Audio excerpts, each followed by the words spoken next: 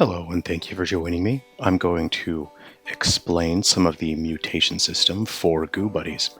Goobuddies is a monster raising game that I am developing, and it is my dream game. It's basically the coolest things that I can possibly think of for a monster raising game, and I get to come up with the coolest monster designs I can imagine.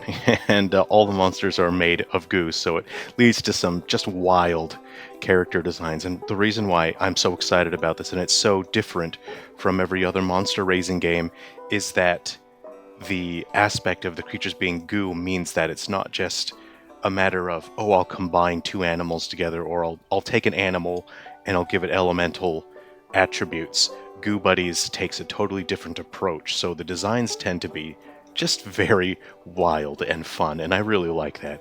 So when your Goobuddy hatches from an egg, it can have a number of different mutations. It can have different elements, as you can see here, but beyond just the color, the Goobuddies also have some physical attributes to their bodies that are different. They can have different components. And one of the random mutations they can have is different eye color. As you expose your Goobuddy egg to the environment, its genetic code becomes more complex, but it also becomes more unstable. And the less stable their genetic code is, the more likely it is that they will be born with some mutations. So black is the default eye color for your Goobuddy. We can see what that looks like here. The Goobuddy can be born with blue.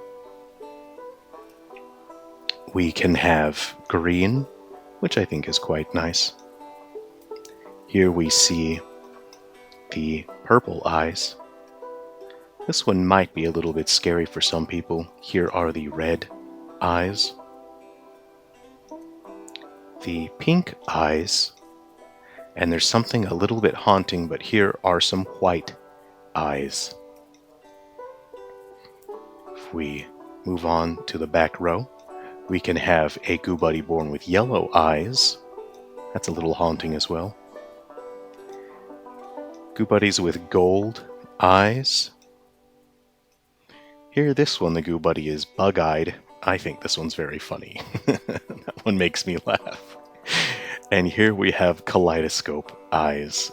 And these allow your Goobuddy to feel unique. When your Goobuddy is born, there's a very strong chance that it's going to be totally unique to you.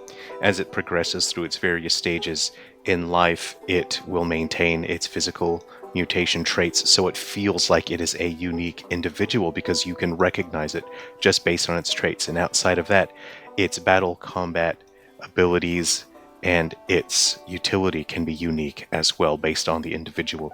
Let's go ahead and take a look at some of the physical mutations that your Goobuddy can have. What I'll do is I will load up the game and we will hatch an egg and see what kind of mutation we get. Let's go ahead and open up our eggs menu and see what we've got. This is still under development, but as you progress through the game, you will be able to unlock some sensors, and the sensors will appear here and they will tell you more about the egg. So you will know in advance what certain aspects of the Goobuddy will be present when it is born. Let's go ahead and hatch this red egg here. This is a standard egg, and this Goobuddy is born with one of my favorite mutations. This one really makes me laugh. Let's go ahead and open up his stats, and his mutation that we see here is Slime Flan. The top of his head is a little flan. Let's go ahead and interact with this guy and poke him. You can see the slime wiggle around. Check out his stats, and his mutation is Slime Flan, and his texture is sticky. Let's keep that in mind. We can see the combat actions that he has here. Let's go ahead and just reset and we will try again. But if we have a look, our life stat is golden. You can see that one just here, which means this stat will grow faster when he does training. If we have a look here at this menu, this is called the duping room, and the duping room will allow you to duplicate the species of one of your Goobuddy monsters that you already have on the ranch. The duping room allows you to sit an egg next to your Goobuddy, and usually you cannot expose an egg to a tame Goobuddy and have the tame Goobuddy pass on its genetic traits to an egg. Normally that doesn't work, but the duping room does allow the species to be passed onto an egg. So if there's a Goobuddy species that you already own that you really want to keep getting more of that Goobuddy species, you can use the duping room. The duping room also allows you to use a specific kind of item here. We have an artifact, and that artifact can be used to influence your Goobuddy. Say, for example, we have Cursed Mask here. Well, the Cursed Mask will allow you to make sure that Goobuddy is born with a Cursed Mask. And there are a couple other items as well that you can use to gain normally unobtainable elements for your Goobuddies, and those elements are Magic and Phantom. Let's go ahead and hatch this bad boy and see what random mutation we get this time. Ooh, he's got a gem on his forehead. Neat. Take a look at his stats, and his mutation is Gem A, and the texture is spectrally. The texture is based on the mutation. Let's go ahead and grab one more mutation and see what we get. And what do we get here? We get... Oh! Oh, this is fun. I've been doing a lot of testing, but I actually have never received this mutation before, all throughout my development and testing. This one is Radar, and the texture is echoey. Oh, it's too bad that I don't get to save and keep this one because I'm still developing a number of features. So once I close this out, I will lose this Goobuddy, and it's a real shame. I really like this mutation. Let's go ahead and try and interact with him and just get a look at it. This is pretty adorable. And that is Radar. It looks like a little radar dish. So let's go ahead and take a look on the programming side of things here at what the purpose of those textures are. Let's take a look at the screen here. This is my workspace for developing the game. Our texture, first one is echoey. And of course, all of these details will be present in the game itself. For quick reference, at the moment I just have not added that menu in, but it will be in the final game, so you can quickly see what textures do. This is echoey. It boosts the power of sound actions by 25%. Feely boosts the power of multi-target actions by 30%. Fuzzy, enemies' defense is decreased 40% momentarily. It does not stack, so if the enemy makes contact by hitting your Goobuddy, the enemy's defense is decreased.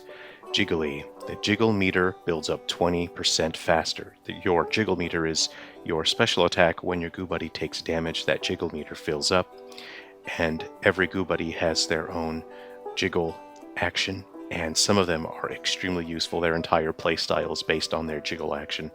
Lumpy boosts the power of actions that make contact by 25. So this is good for Goobuddies that have physically based attacks that go and hit the enemy. You'll want a lumpy character. Powdery. The enemy's intelligence decreases 25% momentarily, and that's when the enemy touches your Goobuddy. Slippery. The enemy's viscosity is decreased 50% momentarily, does not stack. And that's very good because some Goobuddies rely on their viscosity stat because they are heavily slime-based. A lot of their strategy revolves around that. They might have a very strong slime jiggly action or the moves they have, you know. So Sparkly here boosts the power of magical actions by 25%. Spectrally boosts the power of phantom actions by 25%. Spongy boosts the effects of healing on self and allies by 30%. This is crazy. This is crazy. Normally healing, you know, there's a limit to what you can do so it doesn't become a war of attrition. But Spongy, if you have a Goobuddy who is spongy, that is going to be a much more effective healer. Squishy boosts the power of projectile attacks by 25%. I do quite like that one. We have Stabby. The enemy takes damage on contact, so if the enemy does a move that hits your Goobuddy, they'll take some damage. And Sticky.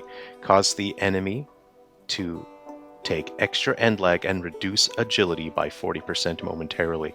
That means that when the enemy performs their action, they're going to have more end lag, so they will get less turns in battle momentarily. So those are the effects of the textures. Your Goobuddy, again, the less stable their genetic data is, the more likely it is they will be born with a texture, and you can grant your Goobuddy a second texture.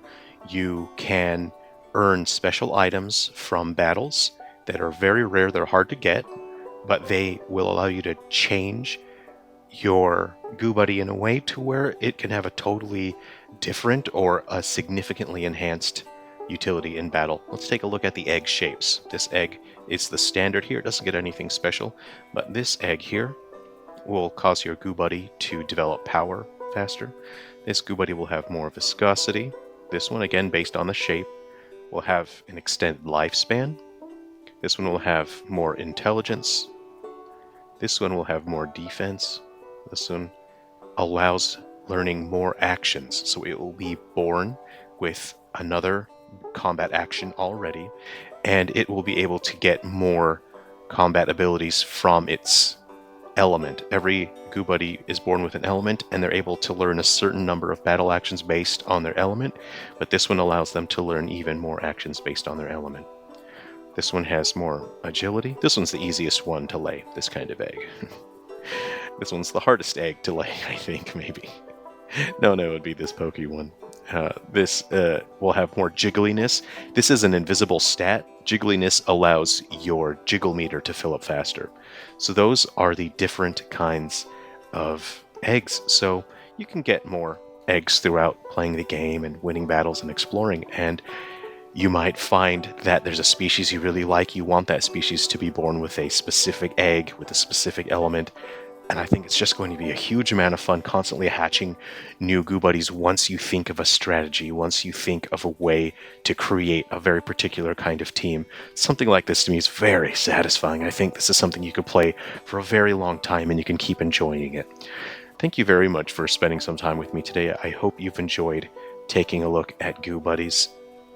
And if you are interested in supporting this game, I will put the link in the description to the Kickstarter. I think we have about 8 days left on that, and we're about 52% on the funding. Thank you very much for spending some time with me today. Please be well.